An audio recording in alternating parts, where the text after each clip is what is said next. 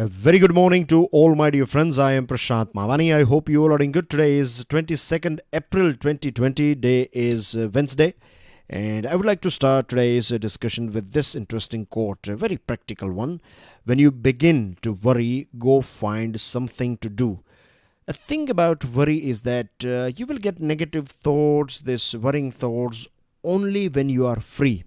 So when you engage yourself with something, and do give it a go as well, do try this thing, that whenever you feel negative, when you feel, if you are worrying about something, engage yourself, make yourself busy, and you will notice that the worry will be gone. With this, dear friends, we have 7 important articles on our table. We'll start with this one. This one is about Syria and geopolitics associated with it. There are so many things to discuss today, so let's quickly crack on. Before we move ahead, I would like to introduce all of you to our smart courses. They are designed by best faculties of our country. They are predominantly for UPSC Civil Services Examination. They cover both the pre as well as mains examination. Installment facility is also available on it. And dear friends, to find out more about it, all you have to do is download our mobile application. To download the PDF of today's lecture, do check out my Telegram channel. Please make sure that you share this lecture with other students. Hit the like button if you have learned something from today's discussion, and don't forget to subscribe to our YouTube channel. So first of all, I have one question for you. In fact, 2 questions for you. The first one is United Nations Secretary General. What is the name of this person? And the second question is, can you give me his country of origination, like basically he's from which country? Give me the name of that country in the comment section. Now, UNSG has asked or requested all these warring nations to choose ceasefire. When I say warring nation, we are talking about the countries that are engaged in this region called Idlib. Idlib is a city of a country called Syria that you can see on your screen, right? So this is where you find Syria in West Asia. And this is the capital, Damascus, and this region is, this particular place is Idlib. As you can see here, this Idlib is not that far from Turkey. So Turkey is also engaged here. There are other countries, like you have in one team Russia and Syria, they are together. On the other side you have Turkey. Turkey is not happy with Syria particularly, and because of this thing it comes in direct conflict with Russia as well. Now Turkey is supported by, or in this Turkey team you have anti-Syrian President Force, or anti-Bashar al-Assad Force, and this includes ISIS as well. Yes, ISIS, that is Islamic State of Iraq and Syria, is also part of this Turkey team. President of Syria is on your screen, right, Bashar al-Assad. Now in recent past, this Russia and Turkey, they had this agreement that they will not attack each other and they will maintain peace, but it looks like their agreement will not last that long, because they are not on the same page when it comes to what they want from this region, or what they want from Syria, or from this whole issue. They have their different request or wish list, and because of this wish list or different wish list, they are going to cross each other in future. Now the main problem here is, as you know, that ISIS was controlling this region for a bit of time, and during those phases, this Damascus, or when I say Damascus, I'm talking about this central government of Syria, it started engaging with these enemies. It started bombarding and hitting this ISIS and other groups very badly. So people started migrating to various different places. Some people tried to enter Iraq. Some people are still living in parts of Jordan, right, in refugee camps, and thousands and lakhs of people, they tried to migrate and they crossed this border of Turkey. So Turkey back in 2018 requested Syria that you need to stop this offensive or this attack on this various different places. Because of this thing, there are so many people, they are coming into our country and we cannot handle them anymore. So Syria said, okay, we will for time being, we will control our offensive. Then Turkey and Russia, they had this agreement back in 2018. They created this demilitarized zone, and it was decided that this ISIS and other there is one more group called HTZ. This H stands for Hayat Tahrir al-Sham. That's the name of this group. Let me write it down here if you want to note it down in case. Hayat Tahrir al-Sham. This is a group that is financially supported by Qatar. It is supported by Saudi Arabia, and Turkey provides this group with weapons. And let me tell you, this HTS is designated as a terrorist group by United Nations. So you can see here so far our discussion, so far the things that we have discussed. I think you have got this idea that things are very dirty here. Every country has its own interest, and for that they are doing various different things over here. So it was decided that this players, right, this HTZ and other this moderate rebels, they will drop their weapons, but they didn't, and Turkey was supplying them weapons. So Syria and Turkey, they started accusing each other, and Russia's airbase was attacked by this Idlib-based jihadists. So this made Russia angry as well. Syria then resumed its offensive, and the main reason was that one of the most important highway that connects Aleppo with Damascus, it's called M5 highway, was taken over by this terrorist groups. So Syria started attacking these places, and it finally got control of this M5. From this terrorist group. Now it is under the control of Bashar al-Assad's government. As far as Bashar al-Assad's government is concerned, United Nations has approved or recognized this government, but you have countries like USA, France, UK. These countries are against Bashar al-Assad's regime.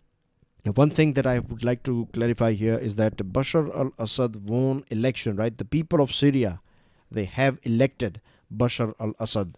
And these countries like USA and other countries, they are not recognizing it because of various different reasons. Now, we don't have that much time to go into the details of USA, why USA is not happy with Bashar al-Assad's regime. But to be very brief, let me tell you that, as you know, this HTS is supported by Qatar and Saudi Arabia.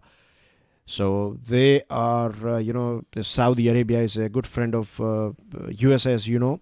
So USA is going to be on side of Saudi Arabia. So this is one reason. And one more reason is that Syria is directly supported by Iran. So Iran and Saudi Arabia, they have this problem. And then you have Russia and USA, they have problems with each other. So it's very dirty, but it's not that difficult to understand, right? That you have various different teams here.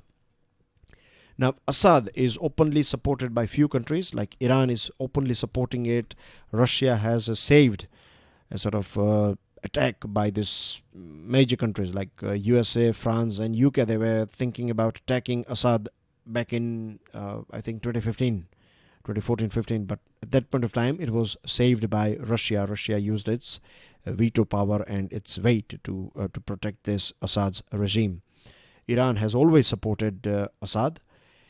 And now Assad as well wants to get rid of this war as soon as possible, because this thing is going here from last 9 years, and the troop of Syria, they are exhausted as well. Russia is also busy with its own engagement, and it cannot rely, Syria cannot rely on, or Syrian government cannot rely on Russia for a very long period of time. Iran is also going through various different challenges and problems. So a day will come when the support will go down. So Syrian government wants to sort it out as soon as possible. Now, President Erdogan of Turkey, he has his own agenda. He wants to control this whole Arab world. He wants to play a very important or a predominant role here. He wants to play a sort of dominant, he wants to become a dominant force in this region. Now, he is not happy with Syrian Kurds or Kurdish people in general, because in Iraq, right, you have this Kurdish people, they have their own region, and in Syria as well, they have their state level government. So Kurdish people, they have helped USA in fighting ISIS, but they are also living in parts of this area. It's not covered in this region, but you have this border of Iraq and Turkey, right? And in the border area, the Kurdish people, they are claiming that part of Turkey belongs to them. And this has created a direct conflict between Erdogan and Kurdish people. So Turkey has started attacking this Kurdish people. USA is not happy with this behavior of Turkey. Turkey was a very important player of NATO against Russia, but now Turkey means after this Mr. Trump's regime, relationship between Turkey and USA, they are not that great. And Erdogan has, you can say, earlier on he has extracted some 4.5 billion euro from European Union using this refugee crisis and other things. So now Erdogan is trying to play a sort of, he's trying to position himself in such a way that he can get money and support from Russia as well as from from USA, both, right? So that's what he's trying to. He's trying to milk the cow as much as is possible, or he wants to make the best out of this situation.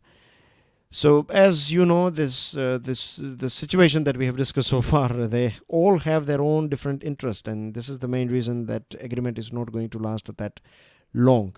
It was, after this engagement 2018, when this HTS and other groups, when they attacked this Russian airbase, Russia started, aggressive attack on this terrorist groups, and this led to, economic difficulties for Turkey.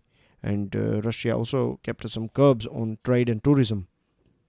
And this created issues for economical difficulties for Turkey.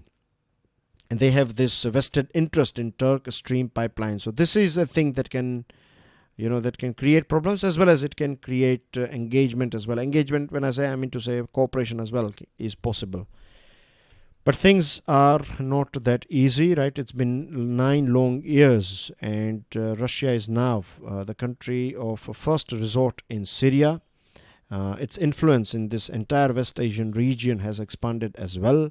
America is thinking that whatever the outcome will be, it is going to benefit, and Europe, as far as Europe is concerned, it is not that powerful, or it is not that much keen to engage in this region. So that's basically everything about this topic, right? So I hope you have got enough information and knowledge about this whole region, and if there will be any, if in future, if there will be any opportunity, then we'll discuss more about this region.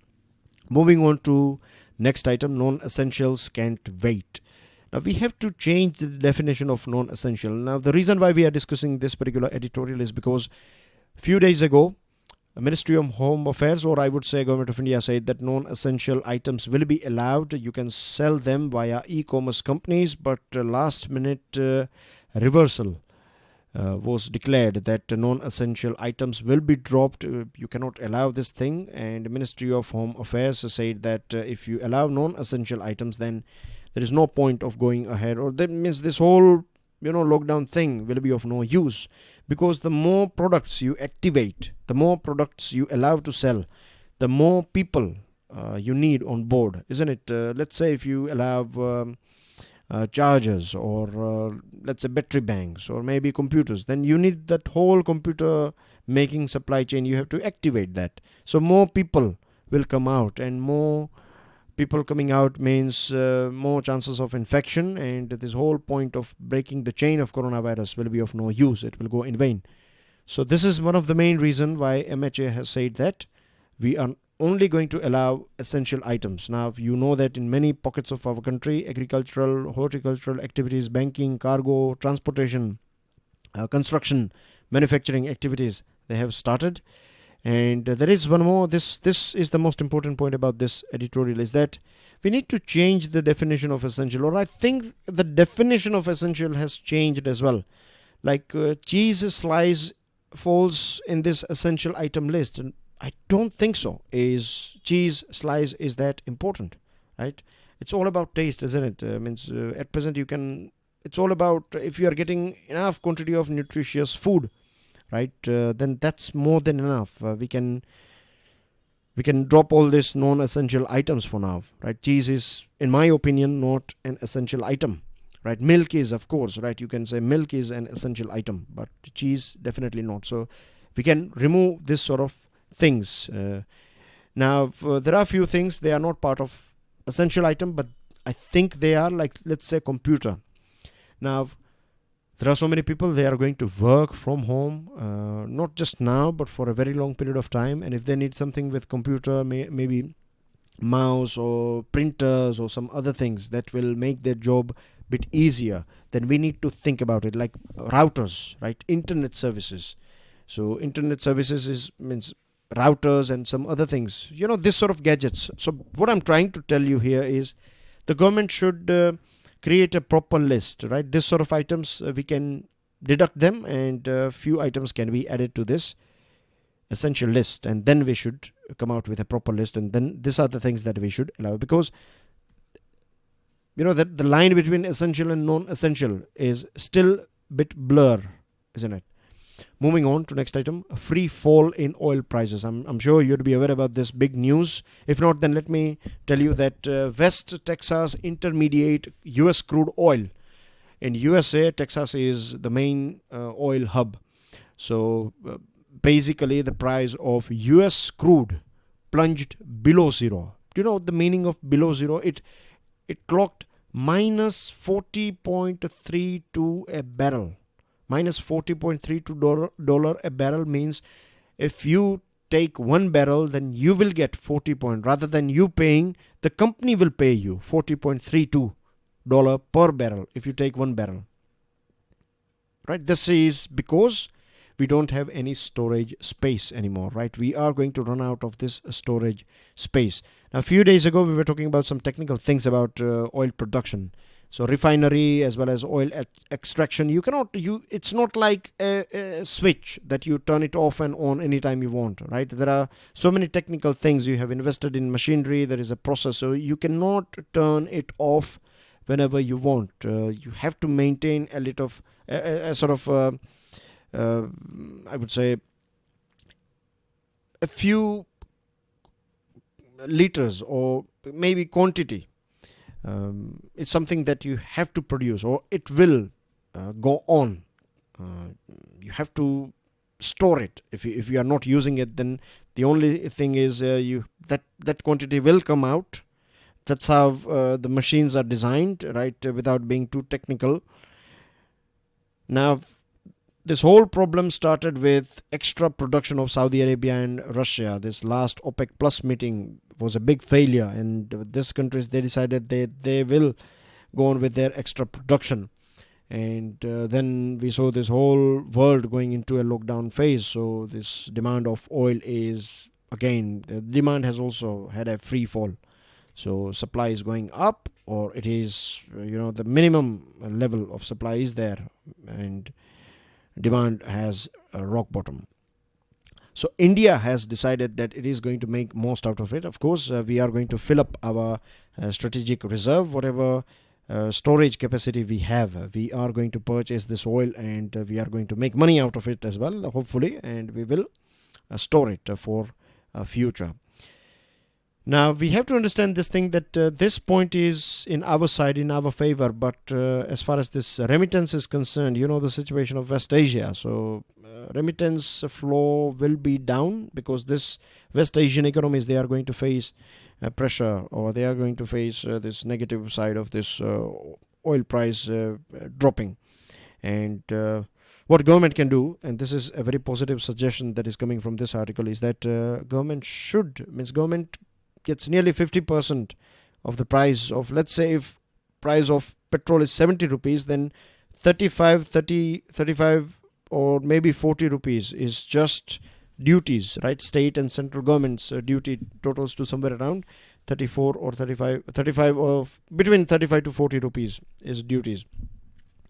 So when this oil is this much down, government should, after this lockdown is over, government should think about reducing the price of this oil. Of course, it is going to impact the incoming money in terms of revenue. The government is going to get less if you reduce the price. But the good thing will be that it will provide that boost in economy. The demand of oil going up means the chances of interaction and engagement will go up as well. But it all depends. This is just one idea that government should think about. The key strategy is fiscal empowerment of state. As we all know that we are going through some unprecedented time. We have never seen this sort of things before. And still there is lack of clarity on what will happen next. I don't know how long this lockdown will go on in various different parts of our country, and as well in various different places of our world. Now, government is already spending huge amount of money for treating people, for providing medical facilities and other things. And incoming money is nearly, dropping down. Incoming money is low, outgoing is quite high. So money is going to be a thing that we will be in short, isn't it? In short of.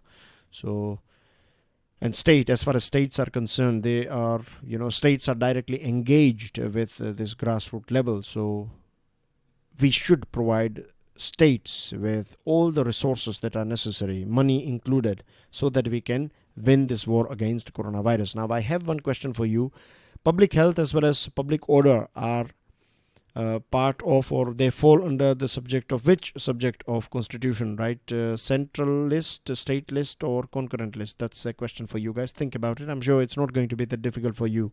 Now, the center under entry 29 of the concurrent list has the power to set the rules of implementation. When it comes to pan-India rules and regulations, when you want to standardize the things, then central government has this power under this concurrent list, entry number 29, particularly when we are facing this sort of crisis or this sort of diseases. So the best thing that we should do is we should have a better coordination between union government and state governments. Instead of claiming credit and apportioning blame on each other, it is better to go ahead with coordination. We are facing acute shortage of protective gear, testing kits, ventilators, hospital beds, etc. So this is the right time that they coordinate with each other. When I say they, I'm talking about states as well as central government. And together we have to find some ways so that we can protect our vulnerable section. We should, provide them money, food and other things. And there is one proper article on this thing, this vulnerable section. We are going to talk about it when we move there. So for time being, hold this thought in your mind. So far, government has declared 1.3% of our GDP worth package. This is not going to be enough. 1 or 2 days ago, we were talking about this thing, and I told you that we need 17.5 lakh crore rupees. This amounts to somewhere around 9% of our GDP. India needs to release this big package. States, their revenue generation is dropping freely. And they're not getting, like, say for example, Karnataka, it used to get some 12,000 crore every month, but now it is getting somewhere around 300 crore rupees only. So central government should lubricate states, should be provided with extra money, as well as you have this rule that you cannot cross 3% of your fiscal deficit should be within 3% of your gross state domestic product. We need to increase it by 2%, so the upper limit should be raised to 5%. So basically empower states with money. That's one of the most important things that government should do, central government should do. Then we have a very interesting article about Indian Ocean region. As you can see here, India has a very strategic location. Nothing is too close, nothing is too far when it comes to Indian Ocean. Indian Ocean plays a very important role for India. It is important for India that Indian Ocean remains piracy-free, terrorist-free, as well as it is free and,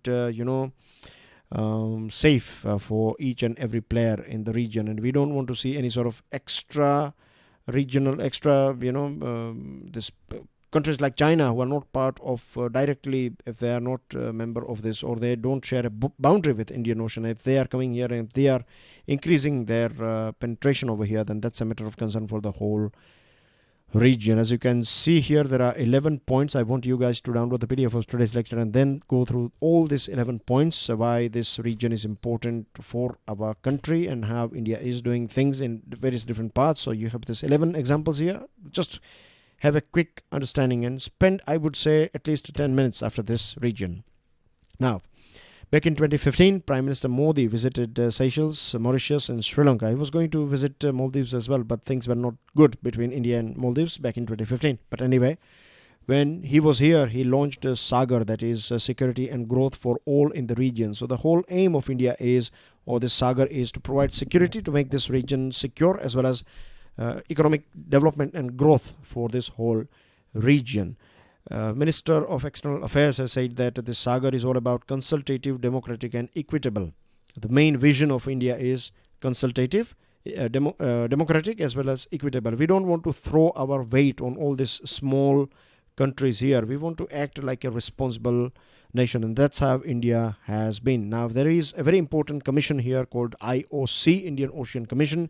It was founded back in 1982 by these 5 countries: Comoros, Madagascar, Mauritius, Reunion Island, that is part of France, and it's a French island, and Seychelles. Seychelles is an African country, island country, right? It's part of course, you find it here in Indian Ocean. Somewhere here you find this Seychelles. So this five countries, small island nations together, they founded this IOC. IOC has achieved many things, right? And India is now an observer country. India got this observer status from this IOC on India's request, and over the years, IOC has emerged as an active and trusted regional actor working in and for the Western Indian Ocean and implementing range of products. Beg your pardon, range of projects, not products. India's recent admission as observer to Indian Ocean Commission will put this vision to the test. Our vision of being a consultative, democratic and equitable player by this Sagar initiative, our engagement will be tested. If we behave democratically, if we help this IOC and other nations, then we are going to get some good friends in this. We have some good friends, but the engagement level will be altogether in a new, I would say, new domain. Since maritime security is a prominent feature of India's relations with Indian Ocean littoral states, India's interest in IOC should be understood in this context.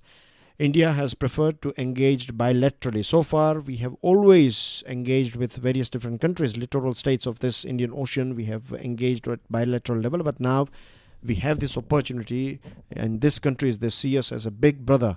So our partnership and our behavior should be like a big brother as well, responsible as well as democratic. 2012, if you see the achievements of this IOC, then back in 2012, they started this MAIS program, and this was supported and funded by European Union. And this MAIS basically has two regional centers. They do surveillance and control from two different regions, like Regional Maritime Information Fusion Center (RMIFC) is in Madagascar, and Regional Coordination Operations Center is in RCOC. This RCOC is in Seychelles, and they were also head of this IOC, was chair of this CGPCS, and in this 2 years it has engaged with countries like India, EU, USA, UK, Australia, Russia, and they have controlled this IOC. With this IOC, when it was chaired, it has controlled this piracy in this region to an extent. So achievements are many, and India can learn many things from this IOC. And this whole style of working of this IOC is bottom up. It is more based on consensus. So now India's engagement is going to increase here. So what India needs to do is India needs to adopt to this bottom-up regionalism. IOC wants to become more sustainable, right, self-reliant. It does not want to rely on European nations and other nations. And India becoming part of this IOC, let's say if India becomes a full-time member, then India can provide all this money as well as logistical supports and other things. But as I told you, and this whole article's main theme is that it should be bottom-up regionalism, right? Not throwing our weight, but becoming an active team player. If we can do this thing, then we can win many friends and we can secure this whole region. Moving on to next item, ill-equipped to deal with crisis, right? When it comes to science, right, we are not that much, we are not giving that much weight to science and research. And because of this thing, we have to rely on other countries, particularly when we face some disasters and when we face some issues. Now, Covid-19 may be its most severe environmental challenge so far, but India faces devastating challenges such as assaults on biodiversity, floods, and unmitigated pollution everywhere in our country. Every disaster underlines national vulnerabilities accentuated by inadequate science and research infrastructures.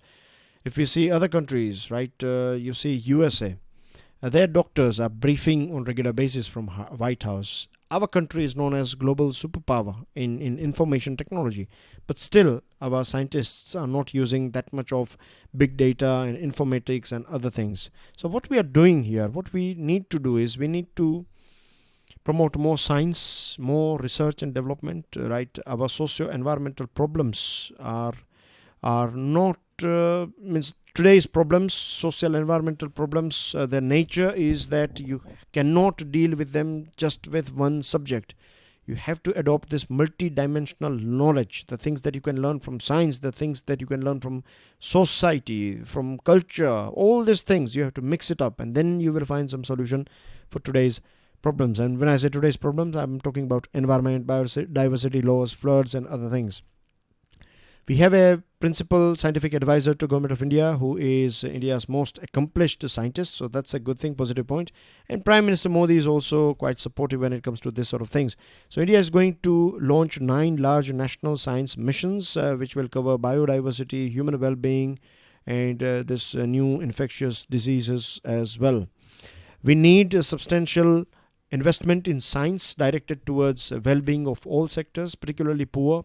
How we can achieve SDGs by deploying science, how science can build resilient against these environmental disasters, how we can heal humanity's relationship with nature. So these are the things where we need to focus on, and these are the things where we should deploy science and technology. India aspires to become $5 trillion economy. This is only possible when we deploy science and knowledge in each and every part of our world. When I say world, I mean to say our life, right? May it be justice delivery, may it be decentralized government or governance, respect for our nature, our heritage, etc. The most important line in this article that I think is this one, that we must ensure healthcare as an individual basic right and earth care as a collective right. It should be our collective duty as well as responsibility when it comes to looking after and nurturing the nature. Last one is a change in migrant policy. New narratives of mass exodus caused by demonetization, violence against migrants, and now we have altogether a new reason, and that is Covid-19. Earlier on, demonetization created mass exodus. Then in few pockets we saw this violence against migrants, and now we have this Covid-19. Now, what is common in these narratives is the decisive role played by the state or the lack of it.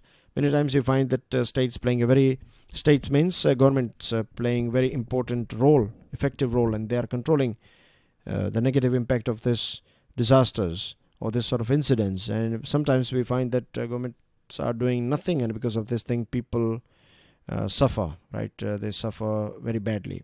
Now, sectors such as construction, garment, manufacturing, mining, agriculture, all this are dependent on these migrant workers. And these workers are either at bordering area now, or some of them they have gone back to their villages or their native places. And their return is also creating a source of stress for the states, right? Their home states. Because their home states, they don't have those economic opportunities. They don't have that facilities through which they can provide livelihood to this people who have came back. The exodus of seasonal migrants creates apprehension about the spread of disease as well. If they are coming from cities like Mumbai and other places, right, hotspot areas, then this will create a risk of this disease spreading to various different nooks and corners of our country. And there is also one thing that in our country the problem is that government is of course releasing packages. Government is providing everything that is possible, but you find a migrant worker who is from, let's say, Kerala, and if he or she is in Nagaland, let's say, then his ration card, his document is not going to help him. You know, you have these barriers in various different states when it comes to ration and help. So how you are going to provide them money? That's a big question. And states needs to think out of the box as well in delivering relief packages. Old methods are not going to help us, and this disaster is an opportunity for our country and for the whole world to think, to step out of the box and to think about new ways through which we can help those people, particularly those section who are, in the last bench, I would say, or the most vulnerable people. They don't have documents. They don't have, many of them, they don't have bank account. Their bank account is not seeded with Aadhaar, or they don't have this JAM Trinity facility working in their favor.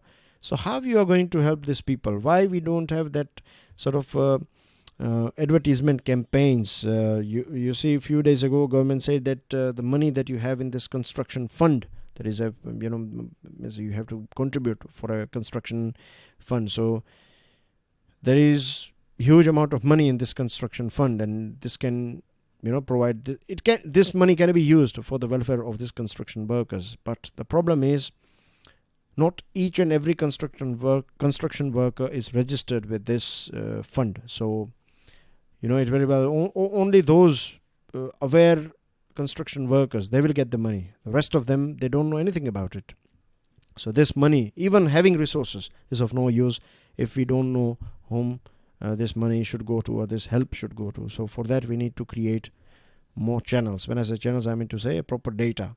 And we should not repeat we should not repeat the same thing in future. Once things are back to normal, hopefully as soon as possible, we need to create a proper data. We have their Aadhaar cards, mobiles and other things. So connect with each other, connect these people with each other, connect these things, make a Jam Trinity pan India, so that, and government should also know who is working in which sector. We need to create this data so that in future, if there is anything like this, then help should reach these people as soon as possible.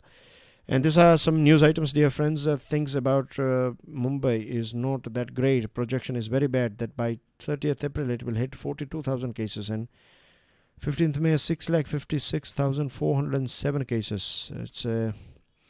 I hope these projections go wrong, right? Let's hope. Huge spike in cases likely in Mumbai is the full article. Maharashtra records 552 fresh cases. ICMR asks states to stop using rapid tests for next 2 days because of this variation in result. This kit came from China. Ministerial team waits as central government as well as West Bengal. There is a face-off going on, right? That's very bad. This sort of face-off is bad for the people. 2 Congress rebels, they find place in MP cabinet. Cremations possible but not immersions, as you can see here. See this O's are filled with this people. So many people they have passed away. So very sad thing. 5 of those arrested in Moradabad attack, they are coronavirus affected. They have got this COVID-19. CEC, that is Chief Election Commissioner, he is stuck in USA, and Gujarat sees 239 new cases. And that's everything in today's discussion. Thank you very much for watching this video. God bless you all. Jai Hind.